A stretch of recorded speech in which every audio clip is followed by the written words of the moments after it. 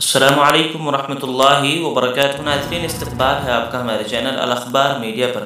ناظرین، اس وقت کی بڑی اہم خبر آپ سے شیئر کی جا رہی ہے۔ چائلڈ میرج کے خلاف آسام حکومت کی کارروائی جاری ہے۔ پجاری اور مولوی سمیت اب تک 2200 سے زیادہ افراد گرفتار کیے جا چکے ہیں۔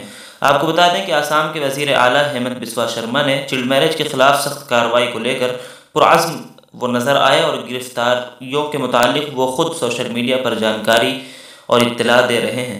ریاست کی بی جے پی حکومت کے سخت ہدایت کے بعد 20 فروری کی صبح چائلڈ میرج یعنی کم عمری میں شادی کے خلاف گرفتاری کا عمل شروع ہوا تھا اور تازہ ترین خبروں کے مطابق 2200 سے زیادہ افراد کی گرفتاری عمل میں آ چکی ہے۔ قابل ذکر بات یہ ہے کہ گرفتار شدگان میں ایسے پجاری اور قاضی بھی شامل ہیں جنہوں نے شادی کو حتمی شکل دینے میں اہم کردار نبھایا ہے۔ ایسے لوگوں کو بھی گرفتار کیا جا رہا ہے۔ وہیں دوسری طرف اس کارروائی کے خلاف آواز بھی بلند ہونا شروع ہو چکی ہے۔ خصوصاً مسلم تنظیمیں گرفتاری کے عمل کو بی جے پی کے مسلم دشمنی سے تعبیر کر رہی ہیں۔ آل انڈیا مجلس اتحاد المسلمین کے سربراہ اسد الدین اویسی صاحب نے کہا کہ آسام حکومت مسلم دشمنی میں کام کر رہی ہے۔ اس سے قبل آپ کو بتا دیں AIUDF کے سربراہ مولانا بدر الدین اجمل صاحب نے بھی اس کارروائی پر سخت اعتراض ظاہر کر چکے ہیں۔